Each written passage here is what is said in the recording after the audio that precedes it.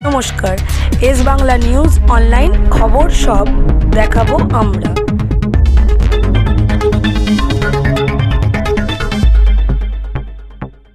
যারা আছে জয় বাংলা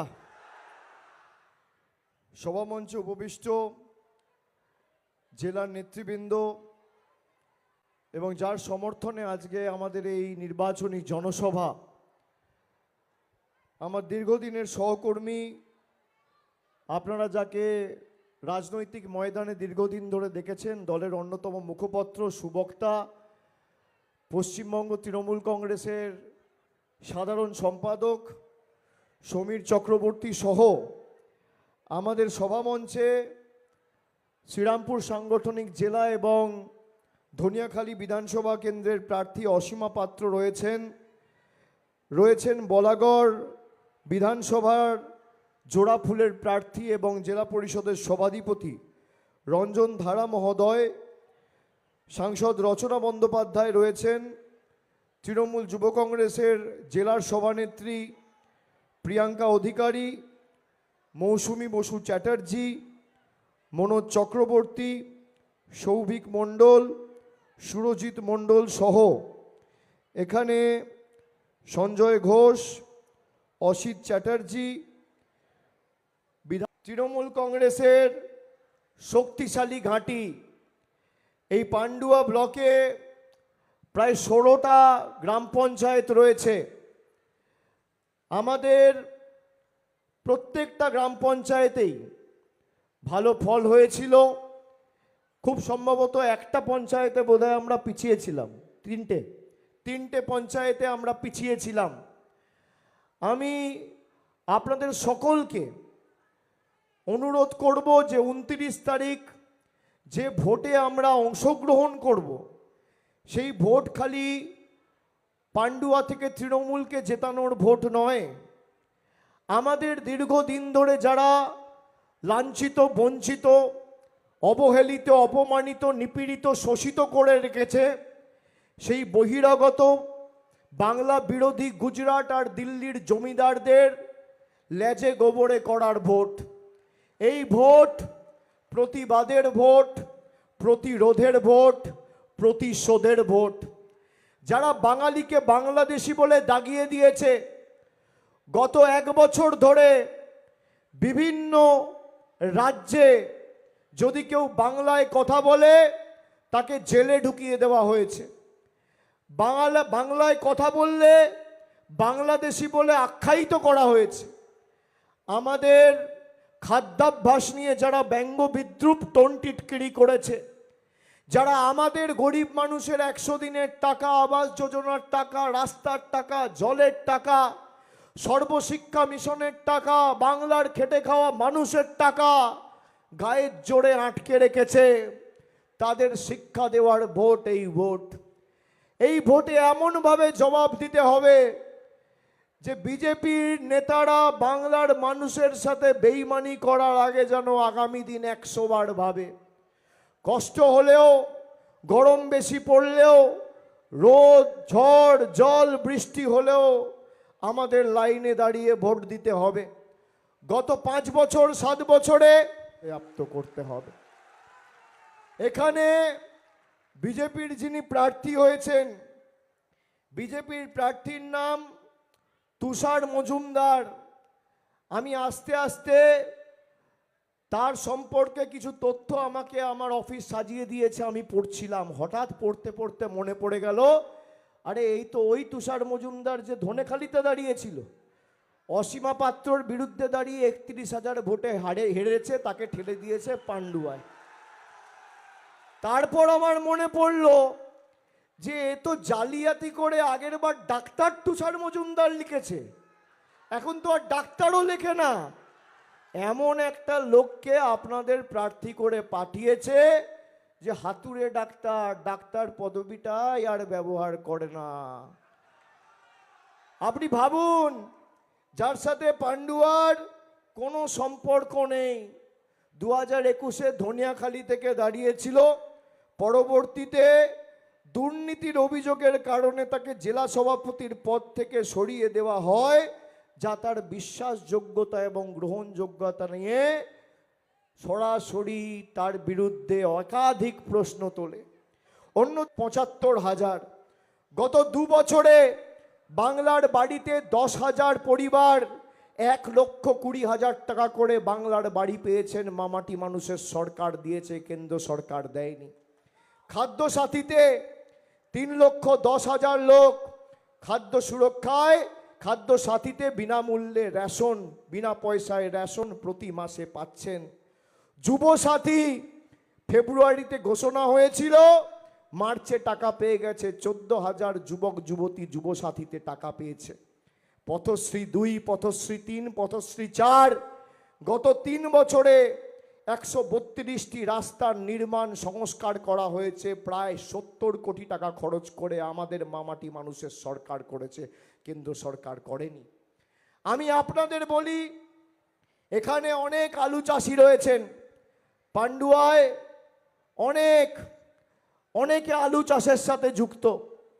এবার শীত বেশি পড়ায়, যেখানে ১ বিঘেতে ৬০-৬৫ বস্তা আলু চাষ হতো, এবার প্রায় ১২৫ বস্তা ১৩০ বস্তা আলু চাষ হয়েছে। কি আমি ঠিক বলছি? ঠিক বলছি? আলু চাষিরা যারা আলু চাষ করেন ২০২৪ সালে যে সারটা আপনারা ব্যবহার করেন, সেই সারের নাম NPK 10-26-26, যার দাম ছিল ১৪৫০ টাকা ২০২৪ সালে। আজকে তার দাম ১৮৮০ টাকা। সারের দাম রাজ্য সরকার ঠিক করে না, সারের দাম কেন্দ্র সরকার ঠিক করে। নরেন্দ্র মোদী সরকারকে আমি অনুরোধ করব, কৃষকদের জন্য কুম্ভীর অশ্রু না ঝরিয়ে আপনি সারের দাম কমান। যে বস্তাটা, নাইলনের বস্তা ৮ টাকা দাম ছিল, আজকে সেই বস্তার দাম ২৪ টাকা ২৫ টাকা করে দিয়েছে। আর বিক্রি করে উত্তরপ্রদেশ, বিহার আর গুজরাট আর মধ্যপ্রদেশের এজেন্সি। ডবল ইঞ্জিন সরকার। আমি আলু চাষি যারা আছেন তাদেরকে অনুরোধ করব যে আপনারা নিশ্চিন্তে থাকুন। আপনাদের এবছর উৎপাদন বেশি হয়েছে বলে কিছু জায়গায় অভাবী বিক্রি হয়েছে। সরকার কথা দিয়েছে পরের বছর থেকে বিধানসভায় ৩০,০০০ কোটি টাকার আলাদা কৃষি বাজেট প্রতি বছর পেশ করা হবে। জোড়া ফুল চিহ্নে ভোট দিতে হবে। দেখুন, একটা বাংলায় কথা আছে, মনে আছে?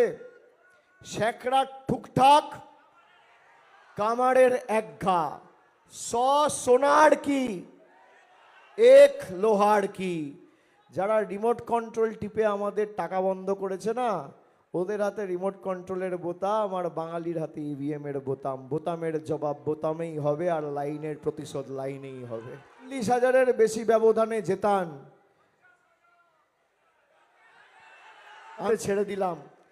বাকি যেখানে যা থাকবে আমার সাথে আপনাদের আজ থেকে আত্মিক সম্পর্ক। আমি কথা দিয়ে গেলাম, আগামী দিন হতাশ করব না। আমার প্রতিজ্ঞা, প্রতিশ্রুতি। কষ্ট হলেও লাইনে দাঁড়িয়েই বদলা নিতে হবে। আর জোড়া ফুলে এমনভাবে ভোট দেবেন, ৪ তারিখ ভোট বাক্স খুলবে, পদ্ম ফুলের নেতারা যেন চোখে সর্ষে ফুল দেখে। মাথায় থাকবে। অনেক জায়গায় বিজেপির নেতারা এখন প্রচার করতে গিয়ে টাকার প্রলোভন দেবে। আমি সব জায়গায় এটা বলছি। হঠাৎ দেখছি কয়েকজন দাঁড়িয়ে আমাকে বলে, না ওদের টাকা নেবো না। আরে কেন নেবেন না? এই টাকাটা ওর বাবার নাকি? আমাদের টাকা। যদি কাউকে টাকার প্রলোভন দেয়, আমি হাত জোড় করে বলছি আপনাদের কাছে, আমার কাতর অনুরোধ, আবেদন, টাকাটা নিয়ে নেবেন। এই টাকাটা কারোর পৈতৃক সম্পত্তি নয়। অনেক জোড়া ফুলে ভোট দেবেন, ওদের সর্বশান্ত করবেন, একদম ল্যাজে গোবরে করবেন। বাঙালিকে বাংলাদেশি বলা না, আমরা মাছ খাই বলে মোগল আর তুমি ধোয়া তুলসী পাতা। আমরা ডিম খাই বলে আমরা বাংলাদেশি, আমরা মাংস খাই বলে আমরা বাংলাদেশি। যারা হিন্দু ধর্মের ধারক আর বাহক বলে নিজেদের দাবি করে, মমতা বন্দ্যোপাধ্যায় দীঘায় জগন্নাথ ধাম করেছে বলে মমতা ব্যানার্জির বাব্যাপান্ত করেছে। এই হচ্ছে বিজেপির আসল চেহারা। একটা মানুষের পাশে দাঁড়ায়নি SIR করার সময়। SIR-এ ৬৩% হিন্দু বাঙালির নাম বাদ গেছে। যে জিনিস আসামে করেছিল একই জিনিস বাংলায় করেছে। কিন্তু মমতা বন্দ্যোপাধ্যায় যতদিন আছে বাংলার একটা মানুষের নাম ভোটার তালিকা থেকে বাদ যাবে না। আমাদের ব্লকে ব্লকে টাউনে টাউনে যেভাবে দুয়ারে সরকার ক্যাম্প তৈরি করে মানুষকে সরকারি পরিষেবা পৌঁছানো হয়েছিল, একই কায়দায় বা আদলে আগামী দিন দুয়ারে স্বাস্থ্য শিবির তৈরি করে মানুষকে উন্নত মানের স্বাস্থ্য পরিষেবা পৌঁছে দেওয়া হবে দুয়ারে দুয়ারে।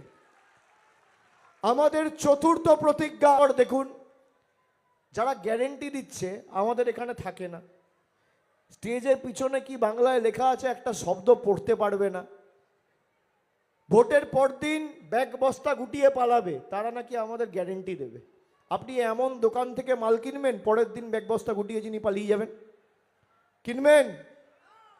ভরসা, বিশ্বাস, আস্থার নাম তৃণমূল, মা মাটি মানুষ। আমরা কথা দিয়ে কথা রাখি। মমতা বন্দ্যোপাধ্যায়ের এই 5 প্রতিশ্রুতি আগামী 5 বছর কেন্দ্র সরকার দিক বা না দিক আমরা পালন করব, কথা দিয়ে গেছি। আর আপনাদের কাছে আবেদন রেখে যাব যে আগামী দিন মাথা উঁচু করে আগামী 29 তারিখ জোড়া ফুলে ভোট দেবেন। 5 বছর মাথা নিচু করে আমাদের প্রতিনিধি আপনাদের জন্য কাজ করবে, আপনাদের সেবায় নিয়োজিত থাকবে। আমার কথা, আমার প্রতিজ্ঞা আমি আপনাদের দিয়ে গেলাম। আমি সকলকে আরেকবার আমার কৃতজ্ঞতা, প্রণাম, ধন্যবাদ, শুভেচ্ছা জানিয়ে, এখানে আরও 2জন প্রার্থী আছে। আমার ডান দিকে অসীমা পাত্র রয়েছে, ধনিয়াখালীর প্রার্থী, আর এখানে তার ডান দিকে রঞ্জনদা রয়েছেন বলাগড়ের প্রার্থী, আর বাঁ দিকে ভুয়া চক্রবর্তী, যার ভালো নাম সমীর চক্রবর্তী। সবাইকে জোড়া ফুলে ভোট দিয়ে বিপুল ব্যবধানে জেতাতে হবে, মনে থাকবে তো?